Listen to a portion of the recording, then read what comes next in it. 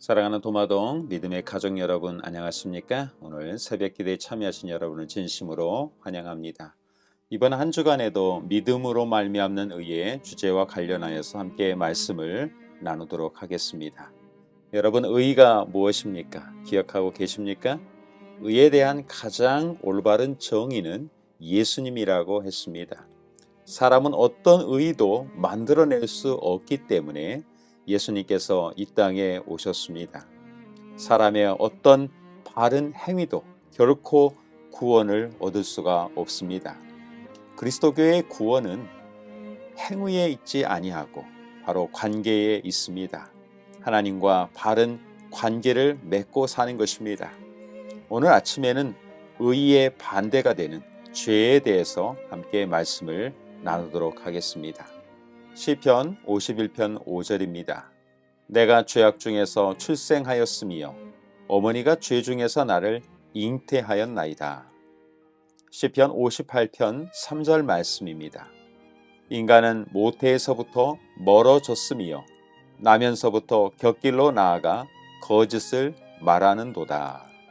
인간으로서 우리는 최소한 두 가지의 공통점을 가지고 있습니다.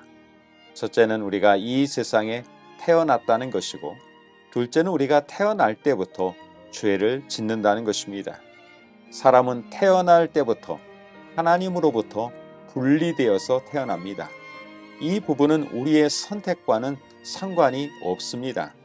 우리를 낳은 부모님에게 따질 수도 없는 문제입니다. 그분들도 선택할 수 없는 문제였고, 죄악 중에서 역시 동일하게 태어났습니다.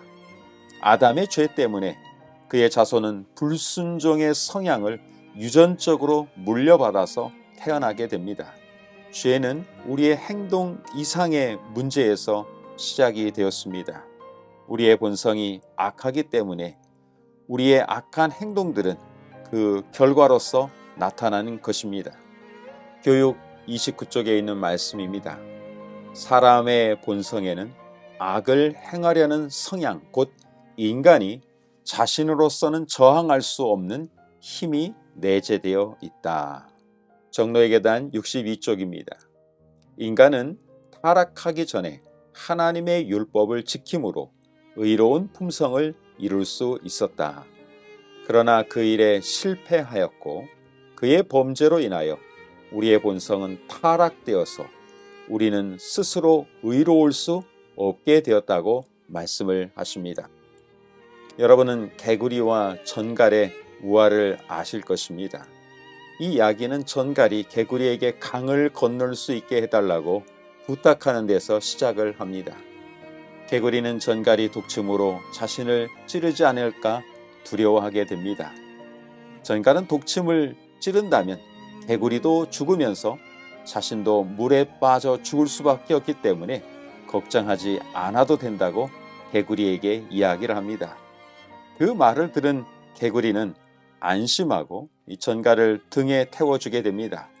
하지만 강을 반쯤 건넜을 때에 물결이 거칠어지자 순간적으로 전갈은 개구리를 찌르고 그 결과로 둘 다 죽게 되었습니다. 죽어가던 개구리가 왜 찔렀냐고 전갈에게 묻자 전갈이 말을 했습니다. 나는 전갈이야. 그게 내 본성이다 라고 이렇게 이야기를 하게 됩니다. 우리의 본성에도 전갈과 마찬가지로 저항할 수 없는 죄의 성향이 내재되어 있습니다. 정로의 계단 18쪽입니다.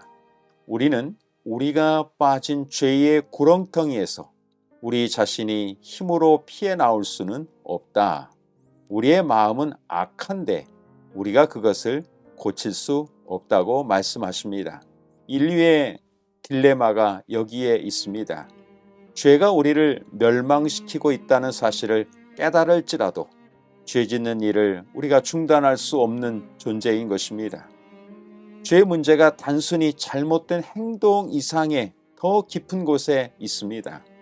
죄의 세상에서 태어나는 순간부터 우리가 본질적으로 죄를 짓기 때문에 죄의 문제의 해답은 단순히 행동을 고치는 것 이상의 더 깊은 문제로 파고 들어가야 합니다. 그 해결책이 어디에 있습니까? 다행히 성경에서는 이렇게 말씀하십니다. 에스겔 18장 20절입니다. 범죄하는 그 영혼은 죽을지라. 아들은 아버지의 죄악을 담당하지 아니할 것이요 아버지는 아들의 죄악을 담당하지 아니하리니 의인의 공의도 자기에게로 돌아가고 악인의 악도 자기에게로 돌아가리라. 하나님의 말씀은 우리가 죄 중에 태어난 것 그 자체를 가지고 하나님께서 우리에게 죄를 묻지는 않으신다고 말씀을 하십니다. 하지만 본질적인 죄의 문제의 해결 방법은 어디에 있습니까? 예수님은 밤중에 찾아온 니고데모에게 새로 태어남이 없이는 하나님의 나라를 볼 수 없다고 말씀을 하셨습니다. 요한복음 3장 3절입니다. 예수께서 대답하여 이르시되 진실로 진실로 내게 이르노니 사람이 거듭나지 아니하면 하나님의 나라를 볼 수 없느니라. 하나님께서는 모든 것을 다시 시작해야 된다고 제안을 하셨습니다. 전혀 새로운 본성을 지닌 새로운 출생을 우리에게 주시겠다고 말씀을 하십니다. 첫 번째 출생이 영생을 위하여 아무런 소용이 없기 때문에 다시 태어나는 거듭남이 있어야 된다고 말씀을 하십니다. 시대의 소망 324쪽입니다. 사람이 그리스도께 굴복할 때에 새로운 능력이 새 마음을 점령한다. 사람이 스스로는 성취할 수 없는 변화가 일어난다. 인간의 본성에 초자연적인 요소를 가져다 주는 것은 초자연적인 역사이다. 우리가 믿음으로 말미암는 의를 통하여서 어떻게 죄인이 그리스도 안에서 새롭게 거듭날 수 있는지 이 말씀들을 계속 연구해 나갈 것입니다. 오늘 아침의 말씀을 요약합니다. 사람은 태어날 때부터 본성이 타락되어 우리 스스로는 의롭게 될 수 없게 되었습니다. 그것은 단순히 몇 가지 행동을 고친다고 해서 해결될 문제가 아닙니다. 물과 성령으로 하나님의 능력으로 다시 태어나지 않으면 안 되는 것입니다. 이 문제를 해결해 주시기 위해서 예수님께서 이 땅에 오셨습니다. 예수님으로 인하여서 우리는 새로운 본성을 받을 수 있으며 예수님의 신성을 나누어 가짐으로써 우리가 태어난 죄의 세상의 부패로부터 벗어날 수 있다고 하나님께서 말씀을 하십니다.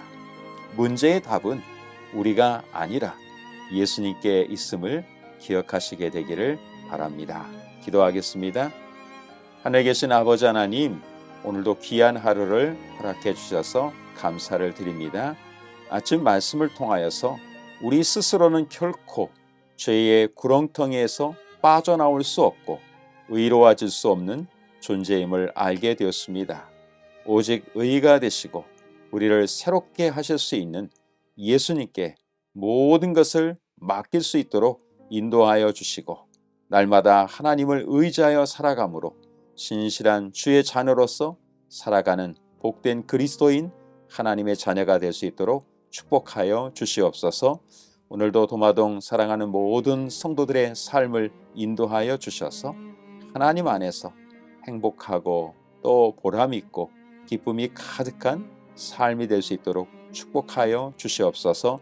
특별히 질병 가운데 고생하고 있는 성도들을 주께서 위로하여 주시고 치유케 하여 주시고 힘을 얻도록 인도하여 주시옵소서.